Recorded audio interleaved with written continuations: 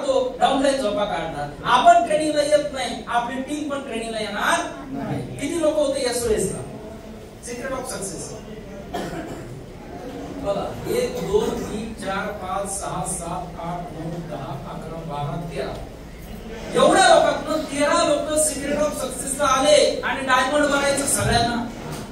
मला डायमंड बनायचं, सर मला गाडी घ्यायची, मला घर घ्यायचं, हे सगळं स्वप्न आपल्याला पूर्ण करायचे आणि ट्रेनिंग म्हटलं तर नंबर.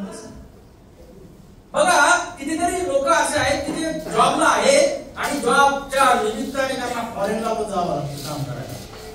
फिरायला नाही, कशाला जातात? काम करायला जातात. फॉरेनला लोक जर जाऊ शकतात तर आपण इथे उत्तराखंड जाऊ शकतो.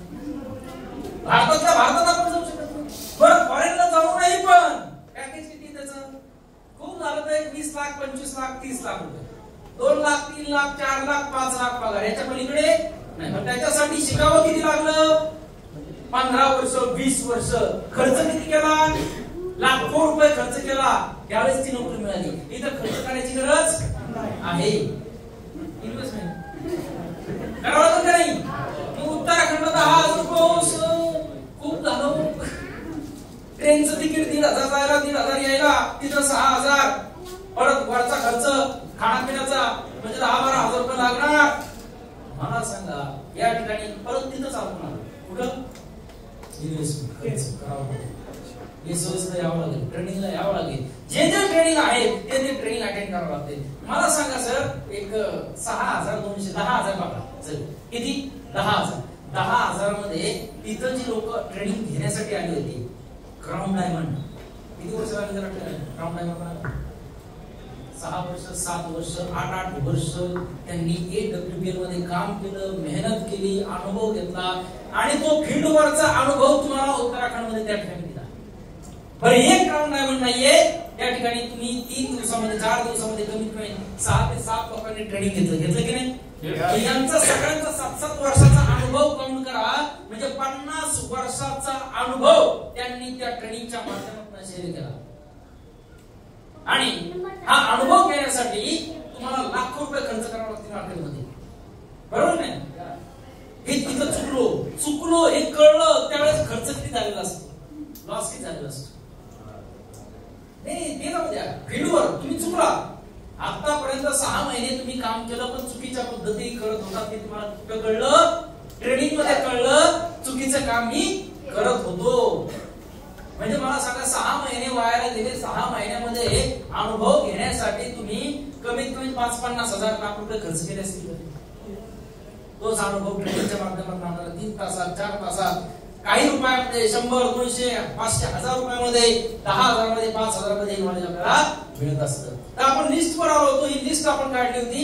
हे एक्झाम्पल आहे अनुक्रमाणिका क्रमांक, सिरियल नंबर आहे या ठिकाणी. त्यानंतर त्या व्यक्तीचं नाव लिहिलेलं आहे, मोबाईल नंबर लिहिलेला आहे, वय किती आहे, त्याचं वर्क काय करतो, जॉब करतो, नोकरी करतो, शेती करतो, हाऊसवाईफ आहे या ठिकाणी द्यायचंय. त्यानंतर त्यांचं मंथली इन्कम किती आहे ते इथे द्यायचं आहे. तुमच्यावर विश्वास किती आहे, ट्रस्ट किती आहे, 50% आहे, 100% आहे, 70% आहे, हा विश्वास या ठिकाणी द्यायचा आहे. नीड कशाची आहे, आरोग्याची आहे का पैशाची आहे, हेल्थचा प्रॉब्लेम आहे की वेल्थचा प्रॉब्लेम आहे, तो आपल्याला एका कारणामध्ये लिहायचा आहे. त्याच्यानंतर डिसिजन मेकर तो आहे का, यस असेल तर यस, नसेल तर नो. या ठिकाणी द्यायचंय. वाईफ म्हणजे वाईफ डिसिजन मेकर आहे, वडील डिसिजन मेकर आहे, फादर आहे, सन आहे, डॉटर आहे, जे काही डिसिजन मेकर ब्रदर असेल त्या ठिकाणी द्यायचंय. कारण का प्लॅनला येताना समोरचा व्यक्ती हा डिसिजन मेकर असणं गरजेचं आहे, स्वतः निर्णय घेणारा असला पाहिजे. बऱ्याच वेळेला तुम्ही त्याला प्लॅनला आणता, तो प्लॅन बघतो, त्याला आवडतं, त्याला विचारतो बरं कसं काय वाटतं, तो म्हणतो छान आहे पण जरा घरी विचारावं लागेल. आज त्या घडाप्रमाणे झालंय तुम्ही. म्हणजे महत्वाची काय गोष्ट या ठिकाणी, तुम्ही जर त्याच्या घरातला डिसिजन मेकर वडील असते आणि वडिलांना जर घेऊन आला असतात तर त्याच्या घरामध्ये डिसिजन मेकर दोघं नवरा बायको म्हणून घेतात, मग दोघांना आणलं असतं तर त्याच्या घरामध्ये महिला आहे, तिच्या घरामध्ये डिसिजन समजा तिचे पती घेत आहे तर त्या पतीला त्या ठिकाणी आणलं पाहिजे की नाही, मिस्टरांना आणलं पाहिजे की नाही. पण या ठिकाणी काय होतं, डिसिजन मेकर आणण्यामध्ये आपण चूक करतो, आपल्याला कळतच नाही की हा निर्णय घेऊ शकतो की नाही. पुढे आपण गेलो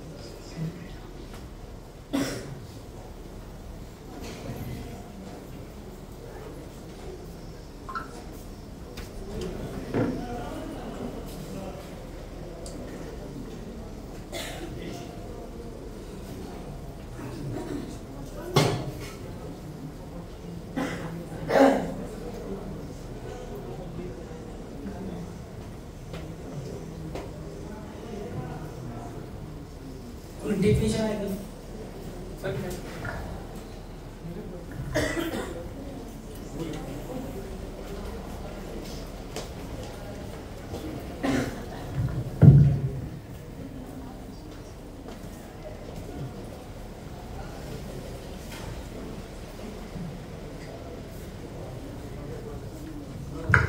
असं चला काय अर्थ नाही.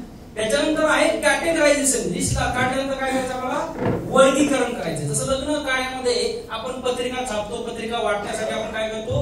वर्गीकरण करतो. काय करतो? वर्गीकरण. कसं? समजा अंबेजोगाईच्या पत्रिका इकडं बीडच्या असतील, संभाजीनगरच्या असतील, पुढे इकडे तुम्ही याला गेले समजा कुठला पण तुमचे जे सिटी असतील, पुण्यातल्या पत्रिका वेगळ्या, नगरच्या पत्रिका वेगळ्या, आपण काय करतो? डिवायडेशन करतो. बरोबर नाही? तसं या ठिकाणी सुद्धा आपल्याला जी कॅटेगरी आहे त्याच्यामध्ये आपल्याला काय करावं लागेल? एक वर्गीकरण करावं लागेल. आणि ते वर्गीकरण आहे ए, बी आणि सी. काय आहे? ए, बी आणि सी या तीन कॅटेगरी मध्ये आपल्याला वर्गीकरण करायचंय. ए मध्ये जे आहे, ए मध्ये आपल्याला लिहायचं ते हॉट लिस्ट.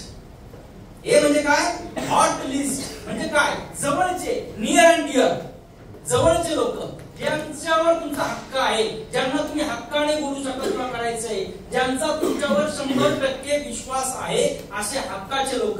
कोणी हक्काचे लोक? सख्खा भाऊ येईल, सख्खी बहीण येईल, मामा येईल, बरोबर नाही? त्यानंतर काका येईल, त्यानंतर मावशी येईल, त्यानंतर सख्खा मेहुणा असेल, साला असेल, बायकोचा भाऊ असेल, बरोबर? हे जवळचे हक्काचे लोक. त्यांना सांगितलं किती जॉईन होतील. का जवळच्या लोकांपर्यंत जायचं?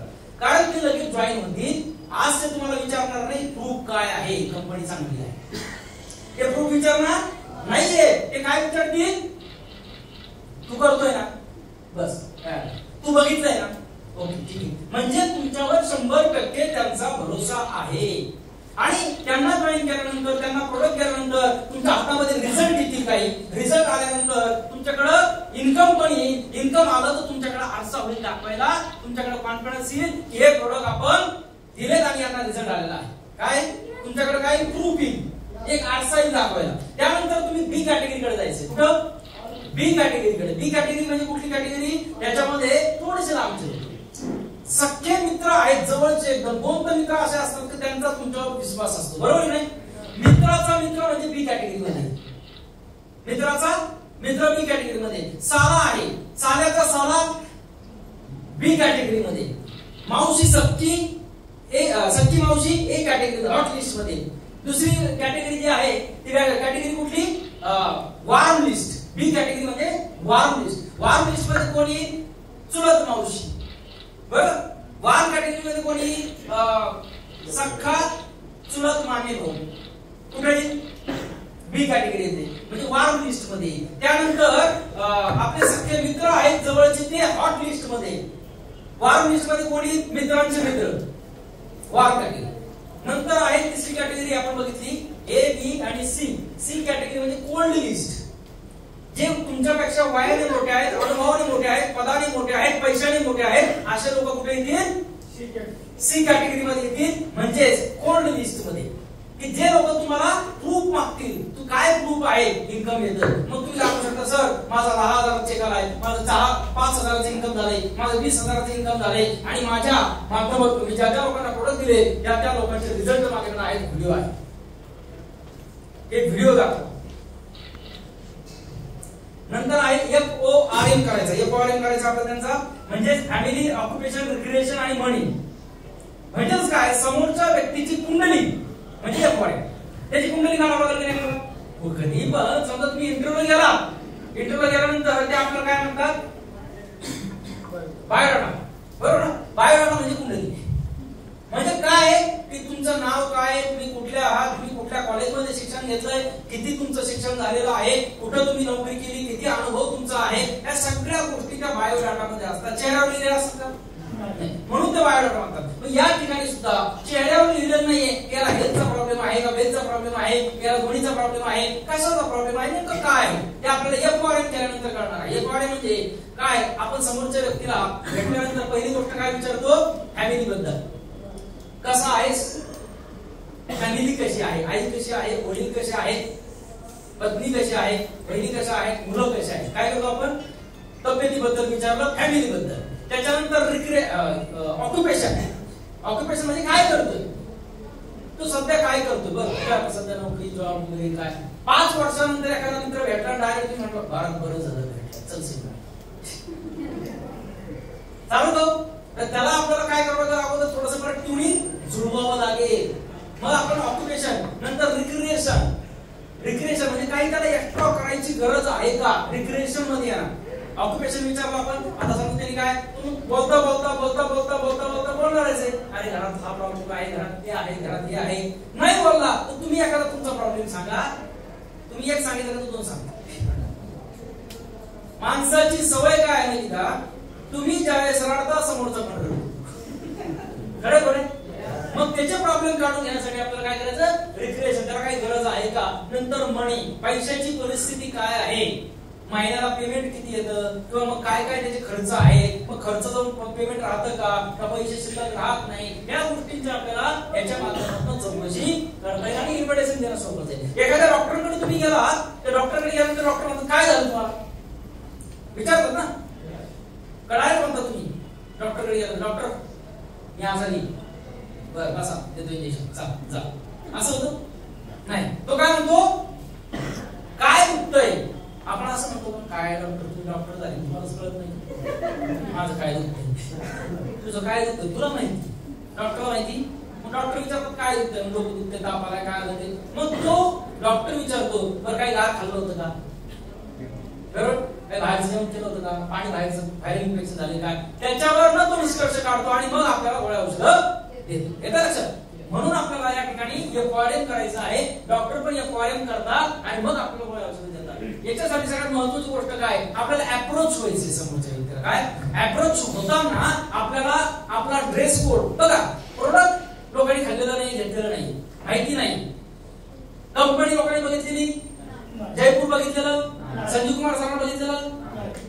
लोक तुम्हाला बघून ठरवतात की AWPL काय. सध्या AWPL चा आरसा जो आहे हा तुम्ही आहात.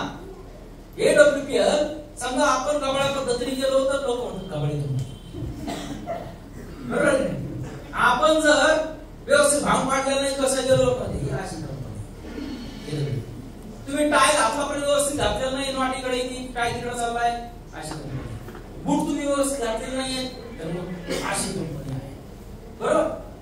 त्याच्यानंतर आपण एकदम 80 किलो वजन आपण होतो, आपल्याला स्लिम डॉकी, मग लोक म्हणतात अशी कंपनी, बंधू कंपनी.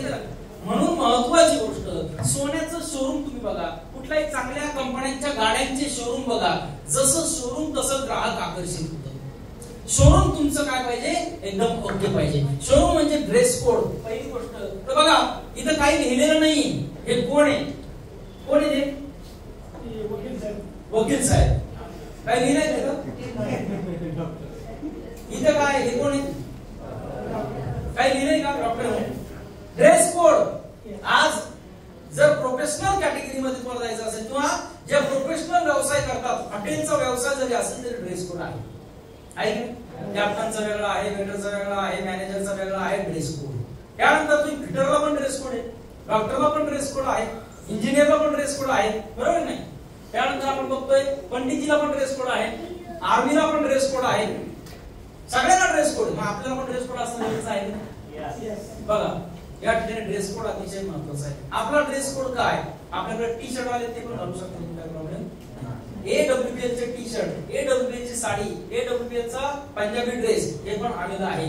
किंवा त्याच्यामध्ये आपण plain shirt, plain pant, light कलरचा शर्ट असेल तर डार्क कलरची पॅन्ट, डार्क कलरचा शर्ट असेल तर लाईट कलरची पॅन्ट. समजा फॉर एक्झाम्पल जर ब्लू कलरची, नेव्ही ब्लू कलरची पॅन्ट असेल तर स्काय ब्लू कलरचा शर्ट असणं गरजेचं आहे. क्रॉस कॉम्बिनेशन असणं गरजेचं आहे. व्हाईट कलरचा शर्ट असेल तर ब्लॅक कलरची पॅन्ट किंवा नेव्ही ब्लू कलरची पॅन्ट असणं गरजेचं आहे. व्यवस्थित स्वच्छ धुतलेले, कडक इस्त्री केलेले कपडे, व्यवस्थित शर्टिंग केलेली, फॉर्मल बेल्ट घातलेला, शूज व्यवस्थित, फॉर्मल शूज पॉलिश केलेले. ऐश्वर्या रायला एक प्रश्न विचारला होता पत्रकाराने, तिचं लग्न झालेलं नव्हतं त्यावेळेस. मॅडम तुम्हाला कशा मुलासोबत लग्न करायला आवडेल?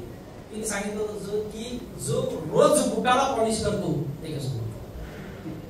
आणि असं कसं उत्तर म्हटलं? काय नाही, रोज जो बुटाची एवढी काळजी घेत असेल तर बायकोची किती घे.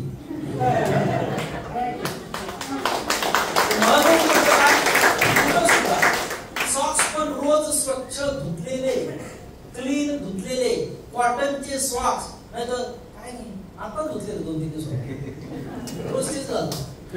तुम्हाला तुझं स्मेल बघा, आमची मोठ्या 5 मिनिटात 1 मिनिटात तो स्मेल घालतो. असं काय वास बघा, लोक चक्कर येऊन पडतील असे काही लोक ते सॉक्स 4-4 दिवस घालतात. म्हणून सगळ्यात महत्त्वाची गोष्ट, सॉक्स सुद्धा स्वच्छ धुतलेला, क्लीन केलेला, कॉटनचा असणं गरजेचं आहे. बुटाला पॉलिश. त्यानंतर काय plain shirt, plain pant, formal belt, tie, suit, formal shoes, bag with tools. Bag असणं गरजेचं आहे आपल्याकडे. काय किती लोकांकडे बॅग आहे? बॅग मध्ये काय काय पाहिजे? आपल्या हाताला पाहिजे का नाही? टूल्स पाहिजे का नाही? होतं काय की लढायला गेलो सीमेवर आणि बंदूकच नाही, काय झालं? एका मिनिटामध्ये खात्मा. आपण चाललो फील्डवर आणि आपल्याकडे बॅगच नाही. बॅग मध्ये एफएसएस किट असणं गरजेचं. किती लोकांकडे आहे एफएसएस किट? बघा एवढेच लोक प्लॅन करतायत. फक्त एवढेच लोक प्लॅन करतात, तुम्ही फील्डवर जातच नाही. किंवा सिनियरच्या टूल किटची वाट बघता. सिनियर येईल ना घेऊन, त्याची फाईल दाखवतो, जाताना घेऊन जातो. आपण काय करतो? आपण आलो बिझनेस करायला, आपण आलो लखपती बघायला, आपण आलो करोडपती बघायला, आणि आपल्याकडे साधा टूल नाही, एफएसएस किट नाही. आपल्याकडे पंचतुलसी बॅगेमध्ये असणं गरजेचं आहे. डेंटोड्रॉप, जॉईंट क्लोराईड, आय ड्रॉप तुमचा आणि सॅनिटरी पॅड हे बॅगेमध्ये असणं गरजेचं. बॅगेमध्ये ठेवणं गरजेचं आहे. 10-15 फॉर्म ठेवणं गरजेचं आहे. 10-15 कोडे पेजेस ठेवणं गरजेचं आहे. डायरी पेन ठेवणं गरजेचं आहे.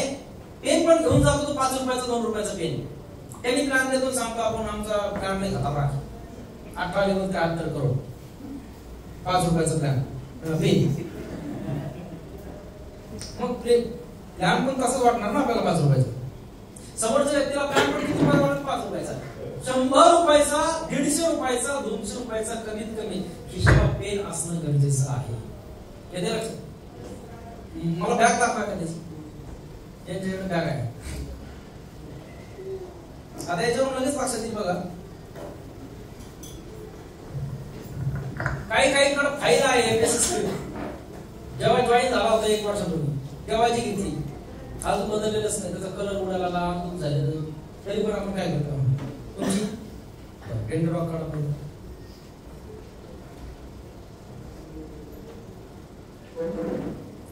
गुड. डेंटोड्रॉप आहे. पंचतुलसी काढा. पंचतुलसी आहे.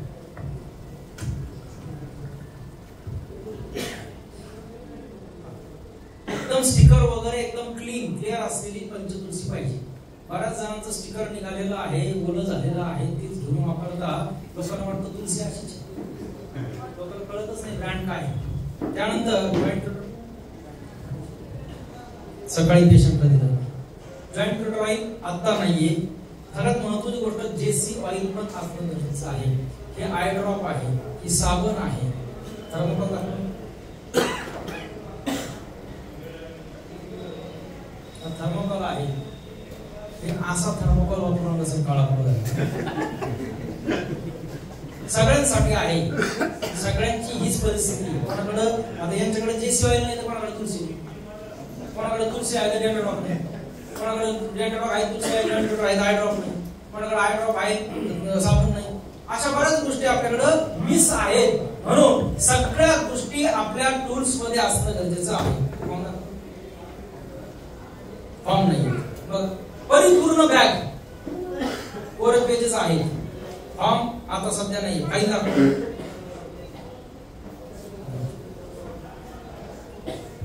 फाईल आहे, बदलणं गरजेचं नाही तर आल्या आल्या वरच्या ह्या कव्हरला आपण लॅमिनेशन करू शकतो. लॅमिनेशन केलं तर कलर जाणार नाही. ओके बस. तर महत्वाची गोष्ट काय, या ठिकाणी आपण अर्धवट टूल्स घेऊन काम करू नका. परिपूर्ण थर्मोकॉल सुद्धा आपलं क्लीन असणं गरजेचं आहे, स्वच्छ असणं गरजेचं आहे. तुमच्या सगळ्या टूल्स सगळ्या ज्या तुमची हत्यार आहे याच्यावरनं समोरच्या व्यक्तीला AWPL ची क्वालिटी कळते. जर चांगली क्वालिटी असेल तर चांगलं समजणार. जर तुमचं जर फाईल पण खराब असेल आणि आपण लाखो रुपयाचा प्लॅन देतो तर लोक त्या फाईल प्रमाणे किंवा ती पंचतुलसी जे शिवाय पूर्ण खराब झालेलं सगळं संपलेलं झटकू काढतो, डेंड्रॉप पिळू काढतो, एवढं संपलेलं आहे तरी वापरतोच त्याच्यात. तर महत्वाची गोष्ट बॅग विथ टूल्स. बॅग पण कमीत कमी 500-1000 रुपयाची बॅग आपल्याकडे असणं गरजेचं आहे. बरेच लोक कॅरी बॅग मध्ये घेऊन जातात प्लॅन. कॅरी बॅग लाखो रुपयाचा प्लॅन कॅरी बॅग मध्ये. चलो AWPL पंचतुलसी ले लो, डेंड्रॉप ले लो, जॉइंट कटर ले लो, गुडघे तुमचे बरे होतील. आणि कॅरी बॅग, कॅरी बॅग मध्ये टाकतानाच कॅरी बॅगचा एवढा आवाज होतो, फाईल त्याच्यातच कोंबून बोलतो. काही लोक तर ती कॅरी बॅग घेऊन सूट पण त्याच्यातच टाकून आणतात कोंबून. चालले हँडल कॅरी बॅग. चलो AWPL इथं आल्यावर सुरू झालं ना, खाली उतरला का काढून टाकणार आणि ती कॅरी बॅग शिटावर त्याच्यावरती वाचणार. AWPL professional AWPL networker, STPL networker, असली नेटवर्कर.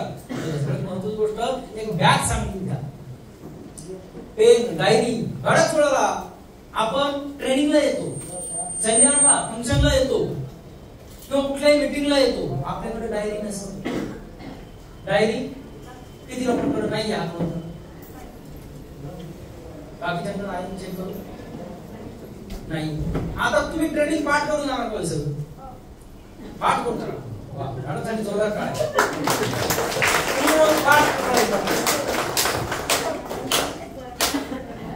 मॅडम तुम्हाला आता परगराव जायचे सगळ्यात नॉलेज जास्त आहे तुम्हाला. तर महत्वाची गोष्ट या ठिकाणी, तुम्ही उद्या ट्रेनिंग विसरणार, परवा ट्रेनिंग विसरणार, काही शब्द लक्षात राहणार, असं जास्त लक्षात राहणार नाही. पण नोट केलेलं असेल तुम्ही 2 आठवड्यानंतर बघा, चेक करा, तुम्हाला सगळंच सगळं ट्रेन. तुम्ही 4 आठवड्यानंतर बघा, तुम्ही 4 महिन्यानंतर बघा, सगळं ट्रेनिंग जसं तसं तुम्हाला आठवल. तर महत्वाची गोष्ट काय करायची आहे, आपल्याला डायरी ठेवणं गरजेचं आहे. STPS ची डायरी आलेली माहितीये, हे बघा AWPL ची डायरी किती 300 रुपये ना, 300 रुपयाला AWPL ची डायरी आहे. ही घेत नाही. AWPL चा टाय आलाय, टाय किती लोकांनी घेतले? टाय 400 रुपयाला टाय, त्याला पण एक केस दिला नाही घेतला. काय त्याच्यावर STPS चा लोगो आहे. किती छान प्रिंट करायचं म्हणलं तुम्हाला 200 रुपये लागतील. एक कुणी करून देणार नाही, क्वांटिटी नाही करावं. म्हणून महत्वाची गोष्ट आहे, तर टाय विकत घ्या. टी शर्ट किती लोकांनी घेतले आजपर्यंत? घेतलेत ना, बाकीच्यांनी नाही घेतलं. नको सर 2000 अहो 20-20 हजाराचे पण टी शर्ट आहे माहिती. 2000चा टी शर्ट त्याला 5 ST पण दिलेले आहेत. 1000 दिवस तिथंच झाली तुमची. टी शर्ट घालून फिरल्यानंतर किती अभिमान वाटेल, किती आपल्याला गर्व वाटेल, किती कॉन्फिडन्स आपला वाढणार आहे येते लक्षात. तर ते एक महत्वाची गोष्ट आहे. आतमध्ये महत्वाची गोष्ट याच्यानंतर पेन डायरी झालं, हेल्दी राहणं पडेगा, योगा प्राणायाम करा. योगा प्राणायाम शरीरासाठी अर्धा तास आपण देणं गरजेचं आहे, रोज अर्धा तास कमीत कमी. त्यानंतर आहे इन्व्हिटेशन, आमंत्रण.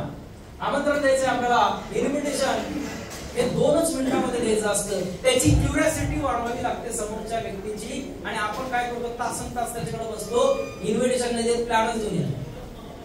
Invitation is not a presentation, invitation is invitation. आमंत्रण म्हणजे आपण लग्नाचं आमंत्रण गेल्यानंतर 2 तास बसतो. कुठल्याही कार्याचं आमंत्रण आपण समोरच्या व्यक्तीकडे गेल्यानंतर चटकन आमंत्रण देतो आणि आपण येतो. आमंत्रण देताना आपण काय म्हणतो, तुम्हाला सहकुटुंब सहपरिवार यायचंच आहे, हेच म्हणतो ना. मग इथलं इन्व्हिटेशन देताना आपण काय म्हणतो, बघा जमलं तर रविवारी आहे कार्यक्रम, सेमिनार, मीटिंगला जमलं नाही, मला काम आहे. काय काम आहे, शेत नांगरायचं नाही, मला खूप काम आहे, भाजीपाला आणायचा आहे, किराणा आणायचा आहे.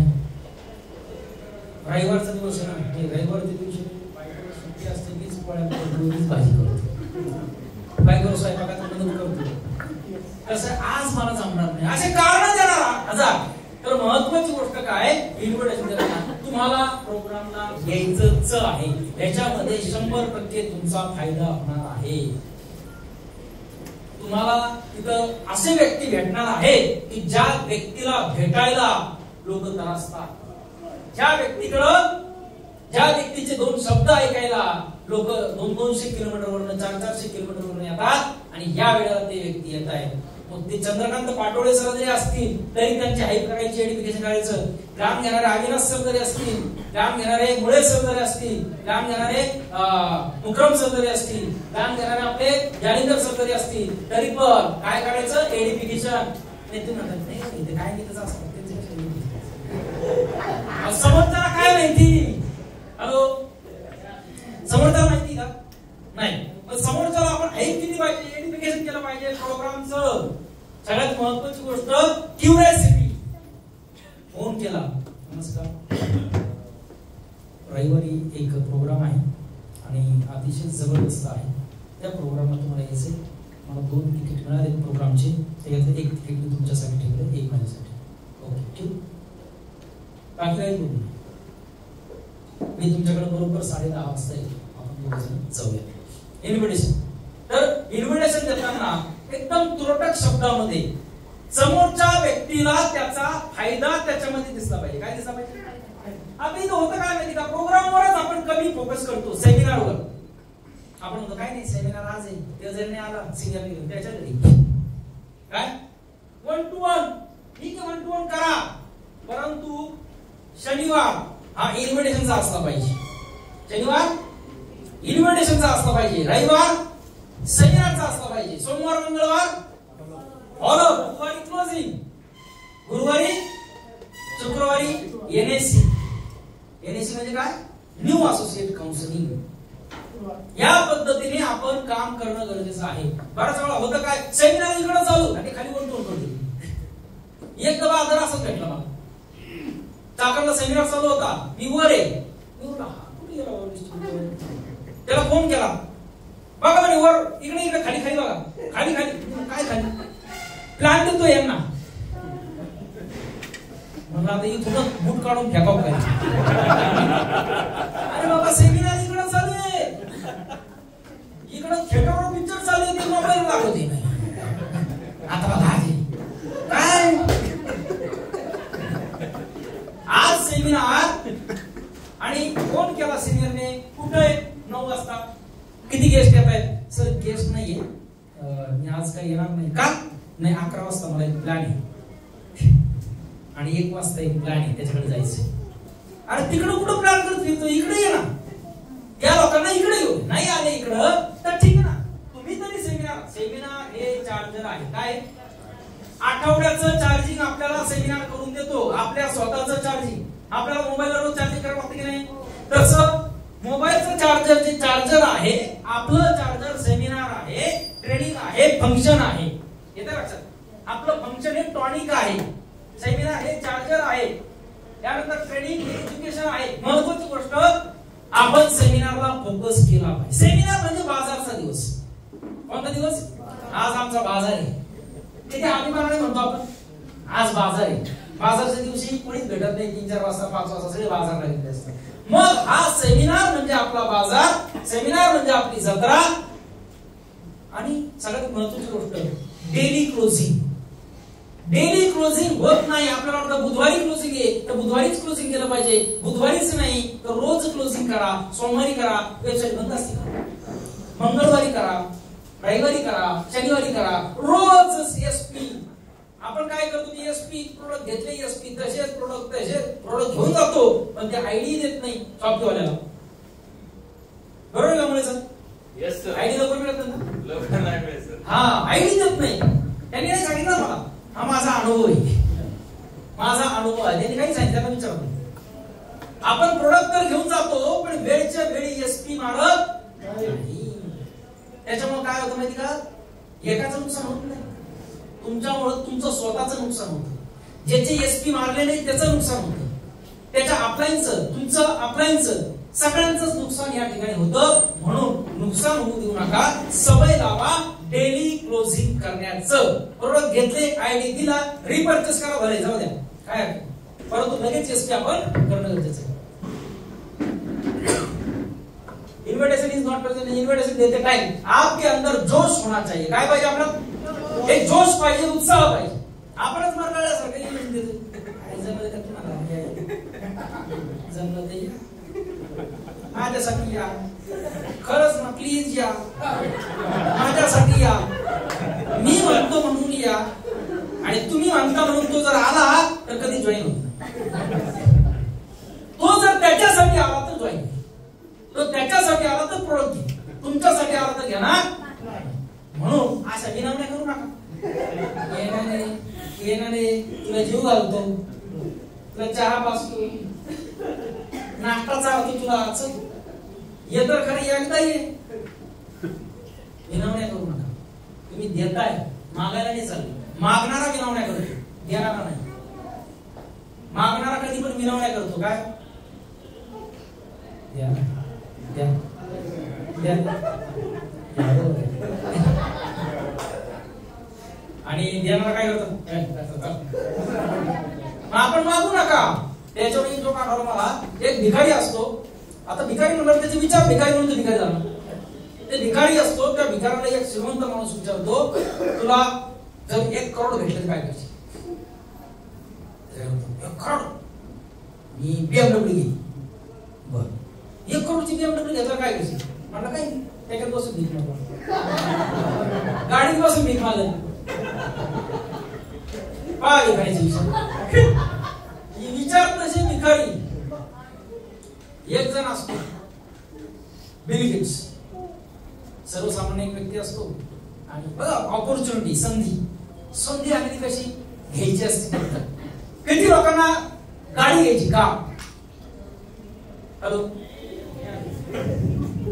किती विचार करू,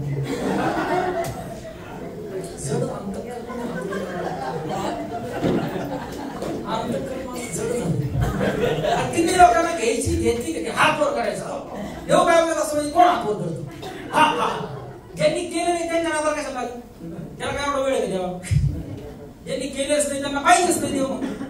तर महत्वाची गोष्ट ऑपॉर्च्युनिटी कशी असते बघा, कधी पण हात वर करा, काय कसं 10 कोटीची गाडी किती लोकांना घ्यायची,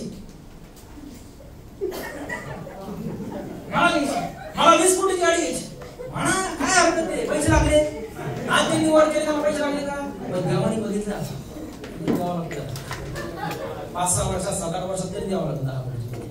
काय होतं, बिल गेट्स असतो त्याला तो सर्वसामान्य ओळखत नाही, बिगारी असतो, आपण विचार रोज कामाला जाणार, संध्याकाळी पैसे येणार, उद्या मला त्याच्यात भाजी मागणार, हे करणार, किराणा जेवण करणार, रोज बिल गेट्स म्हणतो एक काम करतो, तुला श्रीमंत व्हायचं, तो पण आपण काय हरकत नाही, एक काम कर, आम्हाला चेक अमाऊंट लिह,